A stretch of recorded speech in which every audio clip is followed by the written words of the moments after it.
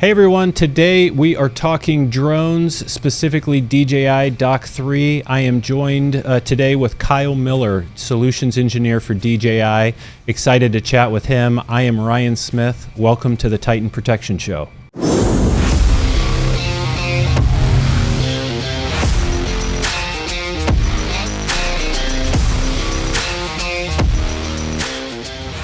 Cool. Kyle, thank you very much for joining us. Excited to talk about drones today, but thanks for coming on the show. Yeah, for sure. Anytime. Yeah, appreciate it. So, you're with DJI, a solutions engineer for them, and I think, in chatting with you, you've had a pretty interesting background in drones, but what was your start? How'd you get started into drones? For sure. So I grew up on a corn and soybean farm in eastern Iowa, but I've always been very interested in technology. And one of the first forays of that was a hand-me-down PlayStation 1. This would have been 2000, maybe. Right. And the only game I had was a BMX game, which fit well for me. But the very first time I played it, I very vividly remember, how can I make it so that I could make a world or a level that was my parents' farm that I could ride around and play BMX on? From there, it kind of birthed into, how do I make digital twins? Google satellite maps or Google Earth came out when I was in middle school. That was another big passion. And then once drones that adoption started happening in high school and college, I went full on and full into the drone industry. Well, good for you, because that is one that, obviously I think you got into at a good time as that was starting to proliferate. What year was that? Yeah, so I built my first drone, would have been 2013. I graduated college in 2015 and have always worked in the drone industry. Really started in the agriculture side just because that's what my background was, kind of living and breathing agriculture. But the more that I got into drones and wanting to be able to map and model, I realized how many different use cases there really are. Right. Yeah, it's interesting to see that emerge. And too, you're bringing me back with the PlayStation 1 reference. I'm thinking of Twisted Metal 2 and some of the other games that I played as a kiddo. But what was your, do you still play games now? I have a 5 and a 7-year-old daughter, so not as much as I want to, but still motorcycle, BMX, as well as some sports games. Oh, nice. Cool. Awesome. Well, yeah, sorry, squirrel moment for sure when you mentioned PlayStation. But yeah, when we're talking about the different industries and so you kind of got into it with mapping and everything else at a good time. My first drone was a Phantom, then an Inspire 1, which had to be around that same time frame, because I'm trying to think the Inspire came out around that 2012, 2013, somewhere in there. But great time to get into it. And now flash forward, we've seen DFR. We're now seeing it proliferate in commercial security, which is kind of the genesis of our meeting here today and that type of thing. But what other industries, or where are you seeing this really take a hold? Oh man, it is so wide and so vast. I definitely was fully in living and breathing drones in agriculture for the first 2 years of after high school or after college. But I started working for some other drone industries, Drone Deploy before this, and then also DJI, and I've really realized how many different uses there are for drones. So when it comes to popular ones and the fastest growing ones, a lot of oil and gas, and I would say public safety and DFR. Whenever it's about being able to save a life or mitigate risk within a life, the payback is just insane, invaluable when you're able to get eyes on the sky. Right. No, absolutely, for sure. We're seeing that all over the place, and especially in the the physical security world. When you say oil and gas, are they mostly using that for inspection? Is there blend over? And that we're seeing too. And we were talking about earlier construction, where we're heavy in that for remote guarding and different types of things. And we're finding that the drones are already there during the day. Yep. And so we're kind of playing with that. How do you use the drone during the day for inspection, for mapping, for that type of thing, and then use it for security at night? Are you seeing those things blend, or are they primarily, one or the other, and specifically in oil and gas? Yeah. When you look at the newer drones that we've come out with, especially now with the Matrice 4 Enterprise and the Matrice 4 Dock version that we've been able to be on site and show you today, the payloads on there We have a multiple sensor array, so we're going to be able to do multiple different use cases, whether it's getting into mapping or getting into inspection, being able to zoom in on an asset, getting a thermal payload on there. So I would say that these drones, compared to the Mavic Pro days, the Phantom 4 Pro days, where it's a one main sensor and that's what you get, now that we have a sensor array, these drones can be used for a number of different use cases. Interesting. How much, now the dock has changed. So for us, we've followed this for years. Our first drone, the Inspire, way back when, we needed two things for this to be viable for us. We needed a viable path for beyond visual line of sight, which we now have with a nationwide waiver that helps us to kind of scale that. The other piece of that was detect and avoid. With that, also added an additional cost and additional complexity to be able to scale this. With those out of the way, the other piece we needed was a dock.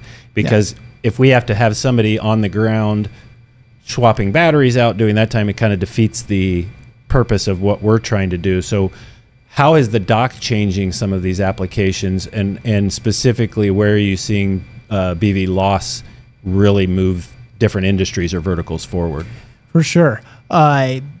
What we have been seeing is, as docks have been, the adoption curve has really been expanding huge. We're seeing a huge amount of mixed fleets. Okay. So you still get a lot of value on having a drone that is very compact, that's going to be in a patrol car, but having if you're already monitoring, maintaining a town, a village, a city, being able to have a centralized location such as fire departments or different police departments, if you just need to be able to get eyes in the sky as fast as possible, the fastest way to do that is with a dock. So we can get airborne in 15 seconds or less, right, and have coordinates already on the dispatch. And what we found is just being able to document as quick as possible is going to be able to help mitigate any longer term impacts that the scene might have. Yeah.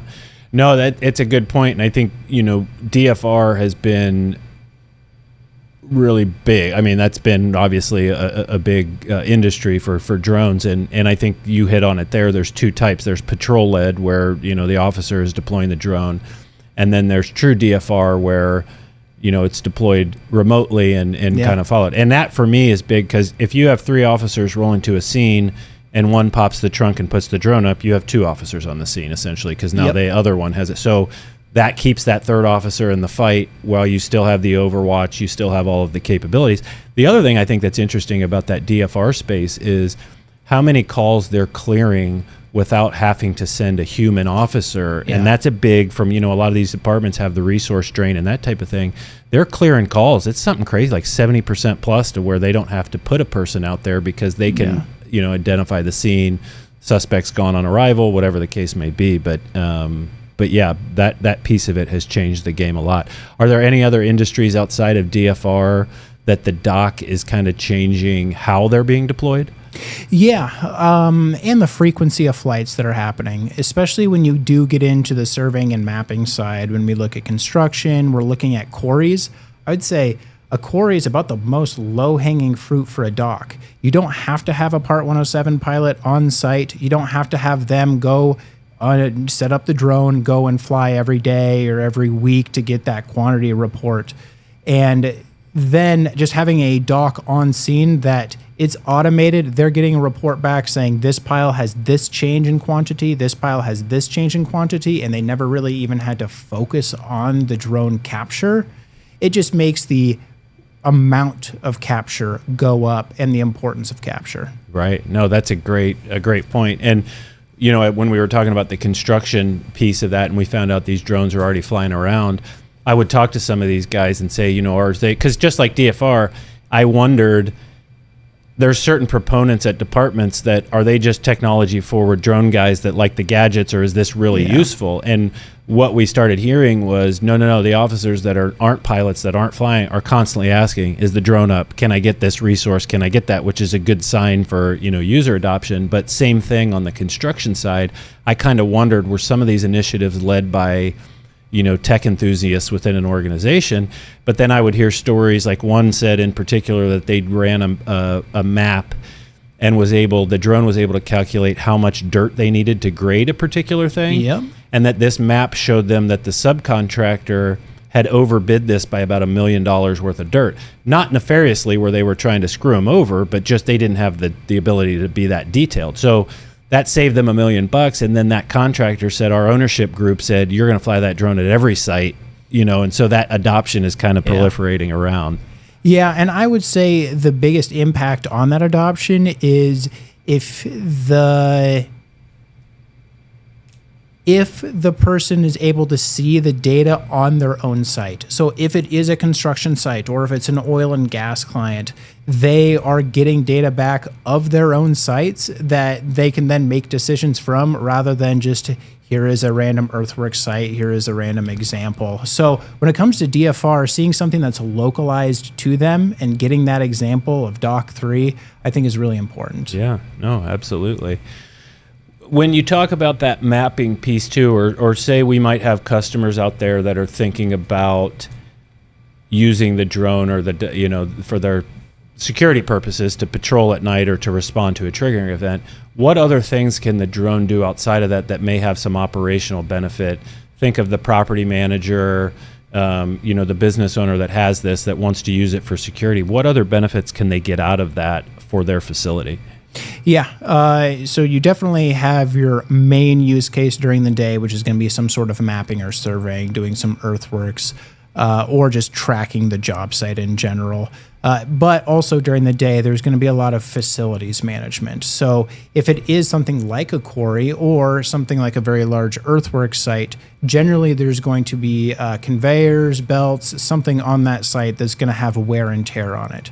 So not just can we map to get quantities, can we make sure that we are checking up on the assets or our pieces of equipment to make sure that we don't minimize those breakdowns, because we know that the amount of money is cost per hour of breakdown just gets really expensive.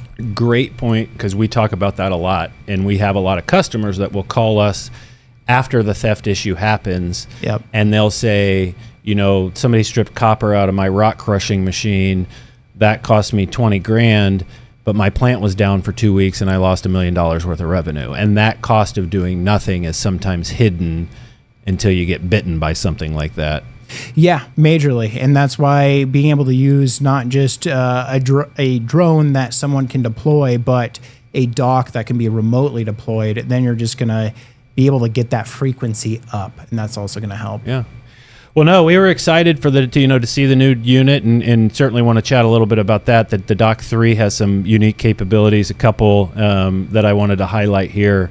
We're using these systems to put them out on customers' properties, and then we fly them remotely from our remote piloting center here in Kansas City. But that gives us the ability to fly these things, and we're kind of the human in the loop to operate the drone if something goes wrong, there's an emergency situation, or much like our fixed camera monitoring, we detect some unwanted or suspicious activity. There needs to be somebody there that can, interact with that in real time to prevent it, and not just have it be a traditional camera recording a crime. But a couple of the things I wanted to highlight on the Dock 3, and one I was a little bit embarrassed by this morning. I've always known we can put a speaker or a strobe on a drone. We've been waiting for that capability for quite some time because we have so much success with audio interventions on our fixed camera. Somebody comes on a property, it pops up in our monitoring center. We have an operator that comes across with a very strong message: you in the black shirt, police are on their way, leave immediately or be arrested. Very powerful deterrent, very powerful for us. Instead of, traditionally what happens, that person goes and steals stuff. You go back and look at the camera footage the next day and you find out what you already knew: somebody's took all my stuff. Yep. This allows us to, intervene with these things. And I just found out today that Dock 3 allows for that to be in the dock. I knew the capability existed to be on the drone. I did not know that it would fit in the dock. Very excited about that function, and we're going to be highlighting a little bit of that and showing some video of how that works. But that's a big feature upgrade. Yeah, and it's the first foray into lights, spotlights, and speakers for the smallest size of drone on the enterprise side. So it's something we are very excited to get into. We have leaned very heavily on third-party platforms that have performed well. But the problem with that is when you go to make a new product, you want to make sure that everything works and everything fits rather than having to retrofit something. So knowing that we were going into the Dock 3 and the Matrice 4D to build a spotlight and speaker for public safety and for DFR, it was just a no-brainer to make sure that it all worked out. Yeah, no, it's a huge upgrade and definitely something that is going to be extremely useful. You know, we've thought of that. There is a deterrence factor just in the drone flying over, right? I mean, it can sound like a hornet's nest sometimes. And there's been studies behind that of what, prevents crimes from happening. They've studied, do longer prison sentences, this type of thing. The number one thing was the threat of being caught in the act. Yep. And that's why I think this is so powerful in that audio message of, calling them out specifically and being able to, talk to them and give them instructions is just a game changer. When we talk about some of the other features of Dock 3, what are some of the differences and what are some of the upgrades from 2 to 3? Yeah, and I do want to touch on one other deterrent Sure. because it's kind of a fun topic, but it's a combination spotlight and speaker. So not just brighting them up, but also being able to communicate with them. I don't think that many suspects are really going to understand, and oh, crap, that robot that's flying is talking to me now. Right. And shining a flashlight at me, Right. That's deterrent. Well, and it has the strobe feature on the light. So, I mean, that was another thing. You get the spotlight and I think when we talk about this from a security perspective, one of the things we hear from our customers is we're filling gaps, right? I mean, we've got one customer that says, well, we've got this dark spot on the back part of the property. We've got dumpsters over here. And it would just cost so much money to run wire and put cameras up there. How do we put those? And then you run into lighting. We run into that too. Yep. You may have an analytic capability on a camera that is 100 feet, 100, 200 feet. You may only have infrared light 100 feet. So in darkness, you're only detecting. So having that light on the drone opens up all of the dark spots on a property, and I think is a huge upgrade as well on top of the speaker. It's not just a flying camera anymore. It's now a flying flashlight. Right.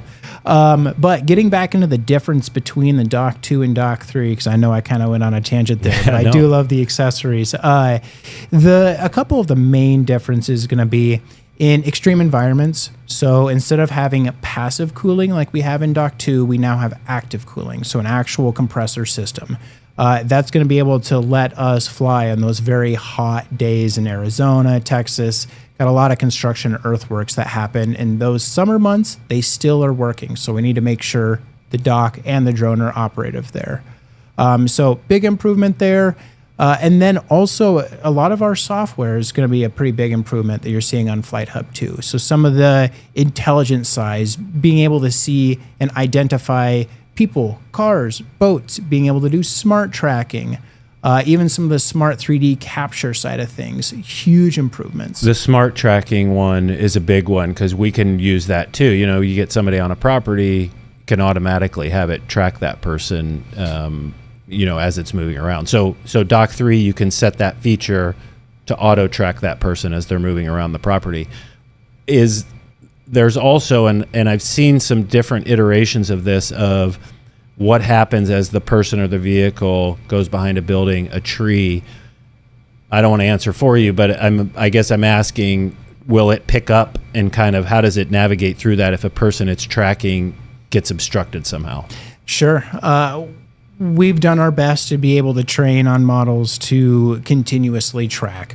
Now, if someone goes behind a building and we're not able to fly behind there and they're out of scene for 45 seconds, a minute, it's going to come back, false. Right. But as a vehicle is going by and you're in a perspective where it may be going behind trees, it may be going behind buildings. I've had really good success with those intermittent 1, 2, up to 5 second drops, and it still continues to move the camera where it thinks the person would be, or the car, and is able to pick back up pretty well. Interesting. Okay, so it will kind of anticipate where it thinks it's going to go, and then start looking for that to come out again. Interesting. As far as some of the other differences, how does battery endurance, flight times, that type of thing compare with DJI Dock 2? Yeah, so we do get some improvements on the Matrice 4D over the Matrice 3D. I think we're looking at about 6 minutes of flight time improvement. We also, on that drone, have RTK built in, so you don't have to buy an additional module. So about 6 minute flight time improvement there, but we also have a nice wind speed improvement. So Dock 2, you could take off and land in about 20 miles an hour of wind. And now we're up to 27, 28 miles an hour wind. That's a game changer, especially for us. When we started talking about this and using it, that was an X factor that we were like, how much will weather prevent us from flying, patrols? And that would come up in customer conversations. So that's awesome. That is definitely a significant improvement. I've seen some videos of that where they're using leaf blowers to blow it off while it's landing. Outside of that, because I've found that too, that some people will say their drone can fly in 45 mile an hour winds, but then you'll see, well, it can only land in the dock in 20, and that's what you want to key in on, because that precision landing in the dock is much trickier and challenging than I think people think of. Yeah. And one of the other big improvements, and this is kind of a tangent, but really still on the same topic, is the new DRTK3 relay station. What you're going to be able to do is, instead of having to mount the drone on top of a building to get the best reception, you could just mount that little antenna on top of the building. You can keep the dock on the ground, and you could even build in a little bit of windbreak there too. So being able to kind of control that wind where the dock is by not having to elevate it, now we've got less problems on takeoff and landings. Great. That's a great point. How often are you seeing drone flights? And I think there's another feature of that with Dock 3 that allows maybe some heated propellers or ice propellers, something that would allow for a little bit better, because Dock 2 can fly in mist and some light rains and that type of thing. I think wind is probably a bigger issue, or lightning, thunder, that type of thing. But now we've added some, and here where we're at in Kansas City, and we fly these things all over the country, but we have to be conscious of temperatures, right? We can fly in rain as long as it's not in freezing temperatures where that turns into ice, and then we've lost lift on the propellers. Talk a little bit about that on the icing scenario. Yeah, so we do have de-icing propellers, which also based in the Midwest, where we get a lot of humidity and we get that drizzle, that fog that is so difficult to fly in. Being able to utilize de-icing propellers just gives us an extra level of safety to make sure that we should be good. We will be good to be able to still operate. I remember flying a Mavic 2 Pro in a snowstorm and coming back and getting actual ice on the propellers and realizing I was probably just a few minutes away from this getting pretty terrible, right? Maybe even crashing. So that's one of the nice improvements, de-icing, as well as just the improvements on temperature operation that it can fly in. And on the de-icing, is that just the shape of the wing that's preventing that, or is that heat, or what's the de-icing mechanism? Part of it is the material of the propeller, and part of it is also the shape. Okay. Just not being able to grab anywhere on the propeller, really. Got it. Nice. And to kind of wrap up, I know I threw a couple questions at you there. When we talk about how often is weather preventing flights from happening, just kind of curious, you've seen a lot of flights, a lot of different drones. How much does weather impact being able to fly the drone? I know that's anecdotal in the sense of, I mean, it's from where I've mainly monitored drones, mostly in the Midwest, some places out west as well. Really being able to fly a 98%, if not higher, of time you should be able to operate. And it's IP. The drone is IP55. The dock is IP56, and so you should be able to operate in some pretty much any conditions that you will see. The only time that you might have some problems are those really windy days, which do happen here in Kansas. Happen. Well, and it's interesting, and that was kind of a loaded question because we started to kind of go down that path of, because customers will ask that and they'll go, well, if the drone can't fly, then are we unprotected? And so we kind of have that discussion and say, let's identify the gap and then how comfortable we are with it. Meaning if the drone can fly 98% of the time, and that's what we're seeing too. I didn't want to preload that with what I thought, but definitely high 90s is what we're seeing. When we looked at, and we put together a white paper, which we can link in this as well if anybody's interested, but we took the national weather data for the whole country and then, kind of used AI to say how often would we not been able to fly based on the weather data, actual weather data, and we broke it down by state and were able to kind of look at and see, and this was on Dock 2 numbers. And so it was very good, but it was actual data to be able to say this is the amount of times that we wouldn't be able to fly. The other thing that I think works in our advantage is a lot of the wind can happen during the day. The heat can create thermals and different stuff like that. So normally more favorable weather conditions exist at night. And then on top of that, we compared that to, okay, if we have a physical security officer and they're supposed to patrol the property every hour, how often are they actually doing that? Yeah. And we got some pretty good data from some different sources that really showed how often, and it was anywhere. The security officer was 75% to 95% were they conducting the patrols, where the drone was way better than that. So I think in comparison, looking at that and kind of seeing that weather issue was not the barrier that we may thought it was. And while it's incredibly rare, and we hope that it never happens, but emergencies do happen, whether it's weather events or just other emergencies that may happen. And there are times where patrol officers can't get to those emergency areas where a drone can. So there are even flip sides where a drone can be that patrol when the patrol can't. No, that's a great point for sure. Any other highlights, anything else from Dock 3 to Dock 2 that we didn't cover? I think that's pretty much it. Being able to handle in those extreme environments and housing a much more solid, much better drone with a higher quality sensor array to be able to do all of your inspection, all of your public safety, search and rescue use cases, as well as mapping. I think we kind of covered everything. Well, I certainly appreciate it. We definitely are going to highlight some video. I want to show off that audio function. That was just a great thing to find out. I again, was somewhat embarrassed that I didn't know that actually existed today. We've always been talking about it's coming soon and it will be there.